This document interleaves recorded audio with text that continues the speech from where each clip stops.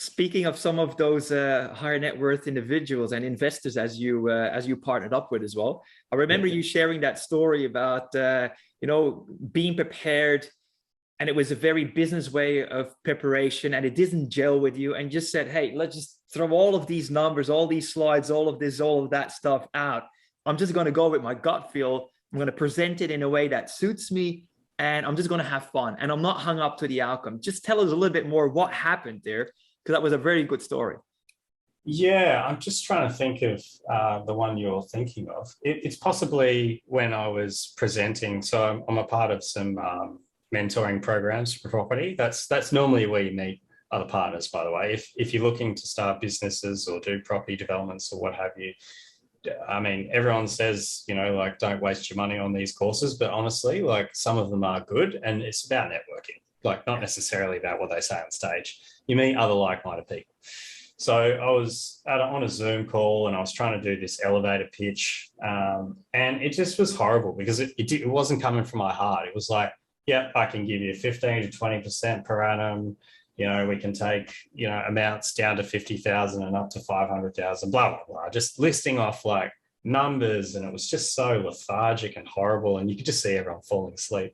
And then next time I was chatting to one of the other investors, and she's like, "Luke, like, talk from your heart, talk about what it is you're passionate about, because that's what people will connect with. And I'm much better in person." Anyway, that's exactly what I did. I talked about the fact that, thinking about traveling the world in a boat, and, my business plans, that I'm into crypto and all this other stuff. And yeah, I got a heap of calls after that. And that's what you should be doing, is leaning into what works for you. Otherwise, it's just like, people buy why you do something, not necessarily what you do. Like, that's what Apple does really well, for instance. They sell why, they don't sell what. But and their ads, they're not telling you the stats of the phone, they're showing you the pretty picture of a phone, and some people that you want to be like using the phone, blah blah blah. Yeah, it's the same sort of thing. The why. So I'm hearing a lot of authenticity, really staying true to yourself. Yeah, well, I mean, it's for you too, right? So, I mean, if you're living outside of your authentic self, it's very difficult. I mean, I've done it before. Like, I've definitely, like, worked away in jobs that I didn't want to do and all the rest of it. It was really hard.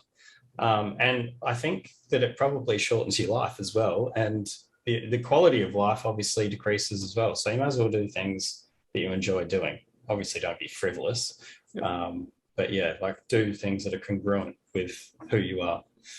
Great stuff. And look, one thing that strikes me with you, Luke, is that you're always somebody, you got a very much of a can-do mindset, and you're very eager to learn, eager to collaborate, eager to listen and talk and find things out and give it a crack.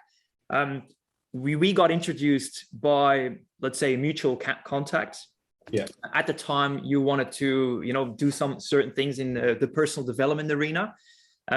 You already said that you've done heaps of mentoring groups and personal development. What is it actually giving you, and why should other people consider this as they want to build wealth and freedom? Oh, well, you can't do it without it, for a start. Like, hands down, you will not go anywhere without self-work. So obviously it's crucial to have your own personal development. What else can I say about that? I don't know. What points do you really want me to touch on and elaborate on? So, talking about your why is personal development essential?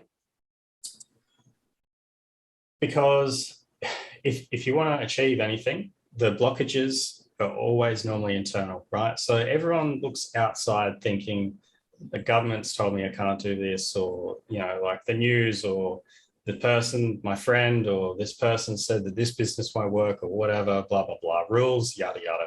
Like, it's always like on the outside. You don't have the skills. You're never going to be able to learn that. It's all rubbish, right? But normally Limiting thinking. Yeah. So normally the limiting issues are actually internal, because you're projecting that out and you're putting those walls up. So like you said, my can-do attitude, like, literally for me, I think I can pretty much do anything, right? Like, if someone else can do it and they've learned how to do it, why can't I? Like, seriously, why not? Like, what's the limiting factor here? Like, is my IQ not high enough? Like, I'm not going to do like, I'm probably not going to do, be a rocket scientist or whatever. But look, if that was a passion of mine, just like say Elon Musk, right? Like that isn't his forte. Like Absolutely. that's not what he's trained in. He's self-taught because he's passionate about it.